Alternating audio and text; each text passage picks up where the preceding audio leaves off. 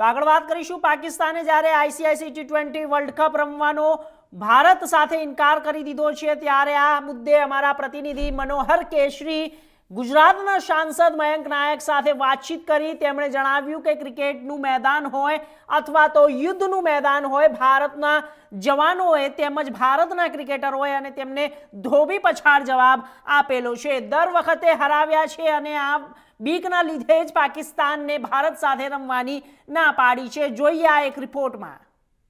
हमारे साथ बीजेपी सांसद मयंक नायक जुड़ चुके हैं। मयंक जी, पाकिस्तान ने भारत के साथ क्रिकेट मैच खेलने से मना कर दिया है, लेकिन वहीं कांग्रेस के सांसद ये कह रहे हैं कि हमें पहले ही मना कर देना चाहिए, इससे भारत की बेइज्जती हुई है। क्या कहेंगे? चाहे क्रिकेट का मैदान हो या जंग का मैदान, पाकिस्तान को हमेशा भारत की जवानों ने और भारत के क्रिकेटरों ने मुंह की खिलाई है। उसको हर बार परास्त किया है, हर हाल में परास्त किया है। तो डर के मारे पाकिस्तान ने ऐलान किया है कि हम नहीं खेलेंगे, तो ये काफ़ी निंदनीय है।